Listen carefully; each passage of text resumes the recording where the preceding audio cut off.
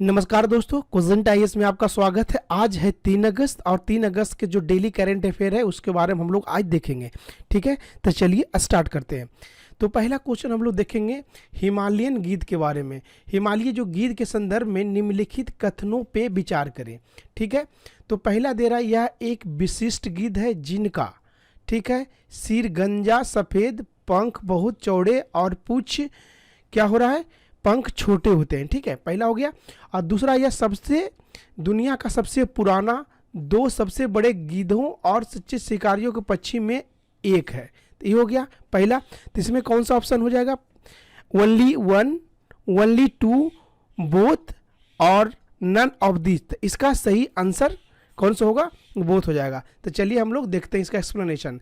अब जो संरक्षण बीजे जो कंजर्वेशन जो होता है, जो कंजर्वेशिस्ट बोलते हैं, जो गुवाहाटी में के कौन सा जगह पे, असम, गुवाहाटी के असम के चिड़ियाघर है, वहाँ क्या होकर अंदर हिमालय गीध को भारत के पहली जो बंदी प्रजनन था उसको सफलता की कहानी, मतलब ये जो गीध है जो पहली बार इसको एक सफल तरीके से प्रजनन किया है। ठीक है, यह जो कहा जाता है यह विश्व में दूसरा, पहला कहाँ है? फ्रांस में, और भारत में यह पहला उदाहरण है जहां प्रजातियों को प्रजनन के लिए रखा गया है।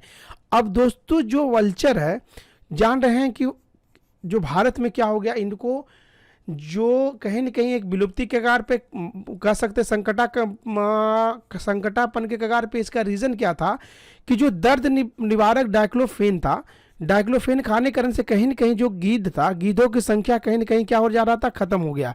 तो इस खत्म के कगार पे कहीं न कहीं इन्वायरमेंट इकोलॉजी के लिए कहीं न कहीं एक सस्टेनेबिलिटी को ध्यान में रखे हुए, प्रकृति को बैलेंस रखने के लिए सेव वल्चर या प्रोजेक्ट वल्चर की तरह विभिन्न प्रकार का चलाया जा रहा था, ताकि वल्चर को फिर से पुनः पर्यावरण में ये किया जाए। इसको प्रजनन के लिए सबसे बड़ी जो बम्बई नेचुरल हिस्ट्री सोसाइटी, इसको द्वारा कहीं न कहीं विभिन्न प्रकार के जो इन्वायरमेंट में विलुप्त हो रहा है उसको रखने की प्रयास किया जा रहा है।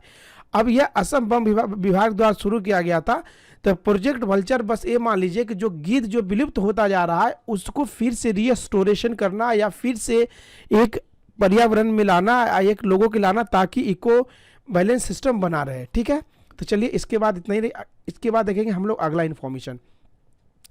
तो ये बोला है कि दुर्लभ रोग। दूसरा क्वेश्चन क्या होगा? दुर्लभ रोग के संबंध में निम्नलिखित कथनों पे विचार करें। मतलब दुर्लभ रोग की नीति जो आज के डेट में चल रहा है कि दुर्लभ रोग नीति लागू करने के लिए किस संस्था, याद रखिएगा यहाँ किस संस्था ने एक समिति का गठन किया है? SEBI, Delhi high court, VIS, IRDA. ठीक है, इन चारों में कौन ऐसी संस्था है जो दुर्लभ रोग नीति को लेकर एक बेटर पॉलिसी बनाने के लिए एक ऐसी कमेटी का किया है कि जो भी बात जो रेयर डिजीज है उसको किस प्रकार से टेकल किया जाए, किस प्रकार से इसको देख रेख किया जाए। तो निम्नलिखित में कौन सा संस्था द्वारा किया गया है? तो दोस्तों रिसेंटली किसने किया है? दिल्ली हाई कोर्ट में। तो इसका सही आंसर आपके सामने कौन सा हो जाएगा? बी। ठीक है, उसके बाद इसका जो कुछ एडिशनल इंफॉर्मेशन है जो आपको ध्यान रखना चाहिए। पहला क्या हो जाएगा? दिल्ली उच्च न्यायालय ने, दिल्ली हाई कोर्ट ने, कि जो अभी भारत सरकार द्वारा जो दुर्लभ बीमारी का जो केसेस आ रहा है उसको देखभाल करने के लिए, निगरानी करने के लिए, रिपोर्ट जारी करने की 5 सदस्यीय कमेटी गठित किया गया है। ठीक है, पांचों कमेटी सदस्य का नाम रखना, याद रखना इंपॉर्टेंट नहीं है, बस जो चीजें बस इसमें इंपॉर्टेंट था, कौन संस्था, इतना एग्जामिनेशन पूछेगा आपका। इसमें क्या होगा? चिकित्सा समुदाय, दुर्लभ बीमारियों, उपचारदाता और सरकारी एजेंसियों को निर्वाह संबंधित सूचित क्या होगा? सुनिश्चित करेगा। डेट मीन्स कि किसी प्रकार का कोई भी एडिशनल इंफॉर्मेशन लेना हो तो जो भी कंसर्न अथॉरिटीज है उसके थ्रू क्या होगा, जाके एक्चुअली कोऑर्डिनेशन बनाने की बात करें, कोऑर्डिनेशन, ताकि चीजों को एक आसानी से बेहतर तरीके से संचालन एवं सुचारू रूप से चले और इसमें एक बेटर रिसर्च मिले। तो ये रहा आपको रियल डिजिट के बारे में। ठीक है, उसके बाद हम लोग चलेंगे, अगला क्वेश्चन है जो कि बहुत इंपॉर्टेंट बन जाता है, ई संजीवनी। ये बहुत इंपॉर्टेंट, इसको ध्यान रखिएगा। ई संजीवनी के संदर्भ में निम्नलिखित कथनों पे विचार करें। ठीक है, उपरोक्त में कौन सा कथन या कितने कथन सही है इसमें देखना है। तो यह भारत सरकार के स्वास्थ्य और परिवार कल्याण मंत्रालय के क्लाउड आधारित एकीकृत टेलीमेडिसिन समाधान है, अंडरलाइन। दूसरा ऑप्शन क्या कर रहा है? यह एक टेली मेडिसिन एक ऐप है जो डॉक्टर टू डॉक्टर, ध्यान रखिएगा, doctor to doctor and doctor to मरीज दोनों के लिए दूर संचार प्रदान करता है, टेली कम्युनिकेशन के व्यवस्था करता है। अब यहाँ टेली कम्युनिकेशन समझेंगे, पहले देख लेते हैं कि इसमें कौन कौन सा ऑप्शन है। इसमें कई उपरोक्त में कथनों और सही कथनों में कितने सही कथन है, तो only one, only two, both, none of this, इसका कौन सा आंसर हो जाएगा, सी। कौन हो जाएगा, बोथ। अब इसमें टेली मेडिसिन समझिए, थोड़ा सा समझने का प्रयास कीजिए कि टेली मेडिसिन, अब मान लीजिए एम्स है, अब तो हर एक डिस्ट्रिक्ट में हर एक जिला में बन गया एम्स, और एक्स हो गया, वाई हो गया, जेड हो गया, ये राज्य है, मान लीजिए महाराष्ट्र हो गया, बिहार हो गया, या एमपी हो गया, ये ठीक है। अब यहाँ कोई रोगी बैठा हुआ है और यहाँ एक सुपर स्पेशलिस्ट डॉक्टर है, तब इस रोगी को देखने के लिए बाय वर्चुअल मीटिंग के तहत, वीडियो कॉन्फ्रेंसिंग के तहत जिस चीजों का उपयोग करते हैं उसी को हम लोग बोलते हैं टेली मेडिसिन। कि जो लोग दिल्ली नहीं आ सकते, दिल्ली अफोर्ड नहीं कर सकते हैं, तो उसको एम्स द्वारा वहां बैठे हुए, एमपी में हो चाहे बिहार में हो या राजस्थान में हो या किसी भी जगह पे हो, तो यहाँ के सुपर स्पेशलिस्ट डॉक्टर है तो किसके तो टेली मेडिसिन के थ्रू क्या होगा, लोगों के यहाँ इलाज करेंगे, तो ये हो जाता है आपका टेली मेडिसिन। तो एक बेहतर कंपनी ये हो गया कि आपका व्यवस्था की गई थी सरकार द्वारा, ताकि जो दूर दराज में बैठे लोग हों आसानी से एम्स जैसे संस्था में या किसी अन्य प्रकार संस्था में अपना उपचार प्रदान कर सके। तो इसका सही आंसर कौन हो जाएगा, आपका हो जाएगा ये सी। अब आगे देखेंगे दोस्तों, अब इसका थोड़ा सा एक्सप्लेनेशन, ये जो सबसे 2019 में रोल आउट किया गया था, ठीक है, कितना में, 2019 में। अब इसमें कौन सा इसके किसके द्वारा विकसित किया गया था, ये दोस्तों सीडेक द्वारा, सीडेक कहाँ है, पुणे में, ठीक है, इसके द्वारा विकसित किया गया था, centre for the development and advanced computing द्वारा विकसित किया गया है, मोहाली द्वारा डिजाइन किया गया है और इसका तैनात रख रखाव किया गया है, ठीक है ना। अब भारत सरकार आयुष्मान AB प्लान के तहत इस सभी स्वास्थ्य और सभी कल्याण केंद्रों पे doctor to doctor telemedicine platform जो अभी आपको बताए थे उसको लागू किया जा रहा है। यह एक हब एंड स्पोक मॉडल है, इसको भी बात समझाएंगे थोड़ा देर के पहले। हब एंड स्पोक मॉडल पे काम करता है जो राज्य एवं आयुष्मान भारत स्वास्थ्य एवं कल्याण केंद्र द्वारा स्थापित किए गए हैं, जो जोनल स्तर पे एंड जो भी सुपर स्पेशलिस्ट बता रहे थे, सुपर स्पेशलिस्ट डॉक्टरों को हब से जोड़ने का प्रयास किया गया। यहाँ थोड़ा सा मैं आपको एक इंफॉर्मेशन, एडिशनल इंफॉर्मेशन देने का प्रयास करता हूँ ताकि चीज़ें, अब इसमें क्या था, जैसे मान लिया आपको पहले हम बताए थे कि एम्स में कोई डॉक्टर बैठा हुआ है, ठीक है, विभिन्न प्रकार के हो गया, बिहार हो गया, राजस्थान हो गया, MP हो गया, नॉर्थ ईस्ट हो गया, ठीक है, उसके बाद किसी प्रकार के राज्य मान लीजिए, तो जो यहाँ सुपर स्पेशलिस्ट डॉक्टर हैं, ठीक है, तो क्या करेंगे, सुपर स्पेशलिस्ट डॉक्टर है तो इस राज्य को भी, इस राज्य को भी, इस राज्य को भी, इस राज्य को भी, जो भी जितने भी मरीज हैं जो दिल्ली नहीं आ सकते हैं, जो दिल्ली के अफोर्ड नहीं कर सकता है, तो यहाँ जो भी सुपर स्पेशलिस्ट डॉक्टर है उनको क्या करेगा, इसके तहत ये लोग डॉक्टर को देखने का प्रयास करेगा। तो ये आपका हो गया दोस्तों, ये हो गया आपका ये इसके बारे में, ठीक है। अब इसके बाद थोड़ा सा और एडिशनल इंफॉर्मेशन हम लोग देखने का प्रयास करेंगे। अब मान लीजिए एक है क्या, हब एंड स्पोक मॉडल, ये थोड़ा समझने का प्रयास कीजिए।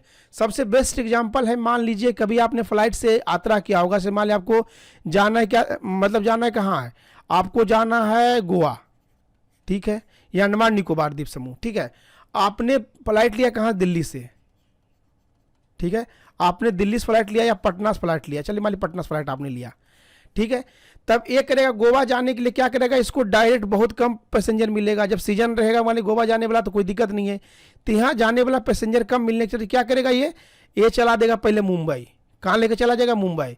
क्यों, क्योंकि इस सबसे बिजिएस्ट रूट है, दिल्ली चाहे पटना के लिए मुंबई बहुत बिजिएस्ट रूट, चूंकि इससे क्या हो जाता है, लोग आउट ऑफ इंडिया भी जाते, आउट ऑफ इंडिया भी ट्रेवल करते हैं, इस भी जाते। तो ये जो फ्लाइट कंपनी क्या करेगी, पहले जाएगी कहाँ, मुंबई, तो ये जितने भी यात्री थी यहाँ से लेकर चल गया, फिर यहाँ से गोवा जाने के लिए लोग क्या करेगा, अरेंज करवाएगा, क्या छोटा मोटा क्या करेगा, फ्लाइट को अरेंज करवाएगा। अभी छोटा मोटा फ्लाइट जो क्या करेगा दोस्तों, मुंबई से जितने भी यात्री है करके यहाँ गोवा पहुंचा देगा। तो इसी को बोलते हैं hub and spoke model. Generally ये साइकिल जो होता है, साइकिल मान लीजिए साइकिल का 2 पहिया होता है ना, तो यहाँ जो सेंटर होता है, तो इसको कनेक्ट करने के लिए जो तिलियां लगी होती है, इसी को हम लोग स्पोक बोलते हैं। आगे पीछे के जो तिलियां लगी रहती है इसी को हम लोग क्या बोलते हैं, स्पोक बोलते हैं। तो ये हो गया आपका स्पोक मॉडल, जनरली ये कहा जाता है। तो ये सिंपल से फेनोमिना है दोस्तों। अब आके टेलीमेडिसिन आप समझ ही गए, टेली एजुकेशन, सारा कंसेप्ट एक ही है। Both are equal, they are no difference between this and this. तो you will be always keep in mind, ठीक है। तो अलग अब चलते हैं। उसके बाद एक क्वेश्चन बहुत ही इंपॉर्टेंट बन जाता है दोस्तों, तो इसको भी देख लीजिए। किस उद्योगपति को पहला उद्योग रत्न पुरस्कार मिलेगा, ठीक है ना। तो फर्स्ट जो उद्योग रत्न अवार्ड निम्नलिखित में किन्हें मिलेगा, तो गौतम अडानी, प्रेम आजम जी, अदार पूनावाला या रतन टाटा। तो इसमें किनको मिलने की संभावना है, तो इनको मिलेगा, किनको, आपको मिल जाएगा, इनको रतन टाटा जी को मिलेगा, ठीक है। अब इसके बाद थोड़ा सा एडिशनल इन्फॉर्मेशन क्या क्या है देख लेते हैं, ठीक है। तो महाराष्ट्र सरकार द्वारा, ध्यान रखिए किसके द्वारा, तो महाराष्ट्र सरकार द्वारा, इंपॉर्टेंट है बताते हैं, महाराष्ट्र सरकार टाटा समूह के जो अध्यक्ष जी है रतन टाटा जी, एक प्रतिष्ठित उद्योगपति, उनको से सम्मान किया जाएगा। ये महाराष्ट्र सरकार का सबसे बड़ा पुरस्कार विभूषण पुरस्कार के तर्ज पर दिया जाता है, जो सबसे सर्वोच्च पुरस्कार माना जाता है महाराष्ट्र के लिए, ये भी ध्यान रखिएगा। यह पुरस्कार पहला किनको दिया जाएगा, उद्योगपति रतन टाटा जी को मिलेगा, ठीक है। और रतन टाटा जी एक सम्मानित businessman, leader of icon, businessman tycoon है, जो कहीं न कहीं एक सस्ते प्रोडक्ट, खास करके जो आम पब्लिक है, लोगों के लिए, जो इजी एक्सेस तरीके से कम चैनल पर टिकाऊ, सबसे बड़ी इनका बिजनेस का मॉडल बहुत ही खतरनाक। कभी टाइम मिलेगा रतन टाटा की बायोग्राफी पढ़िएगा, बहुत पढ़ना चाहिए, टाइम मिलेगा। ये सबसे शीर्ष समूह में खास करके लोगों के लिए बहुत अच्छा काम किए, अब बहुत अच्छा काम किए, ऐसा ही बिजनेसमैन होना चाहिए, इसलिए इनको पुरस्कार मिलेगा, ठीक है। तो ये आज का क्वेश्चन दोस्तों, ठीक है। चलिए एक क्वेश्चन और देख लेते हैं। तो भारत आज संयुक्त राज्य अमेरिका के सैनिकों के बीच जो प्रति वर्ष आयोजित होने वाला युद्ध अभ्यास कौन कौन सा है, इसके बारे में कौन सा है देख लेते हैं। तो पहला है क्या, मतलब अभ्यास सेव, ठीक है, युद्ध अभ्यास, ऑपरेशन हंट एंड मिशन सुरक्षा। तो कह रहा है जो संयुक्त राज्य अमेरिका और भारत के बीच जो सेनाओं के बीच प्रति वर्ष जो आयोजित होने वाला सैन्य अभ्यास कौन सा है, तो इसमें जो सही आंसर हो जाएगा, आंसर बी हो जाएगा, युद्ध अभ्यास। कौन सा हो जाएगा, तो युद्ध अभ्यास। तो इसके बाद थोड़ा सा, युद्ध अभ्यास प्रति वर्ष किसके किसके बीच में किया जाता है, तो अमेरिका और भारत के बीच, ठीक है। संयुक्त अभी ज्वाइंट मिलिट्री एक्सरसाइज है, ठीक है। यह लगभग 2008 से चलता आ रहा है, ठीक है। इसमें प्रशिक्षण ट्रेनिंग के बीच कौशल दक्षता को, ताकि दोनों सेनाएं किसी प्रकार की विपत्ति आपदा आए तो दोनों मिलकर एक सही तरीके से एक बेहतर स्ट्रेटजी के साथ काम करें। तो एक कुछ IGK का, IGS का प्लस करेंट अफेयर का एक क्लास था दोस्तों। यदि आपको वीडियो पसंद आ रहा हो तो आप लोग लाइक करें, शेयर करें, सब्सक्राइब करें। धन्यवाद।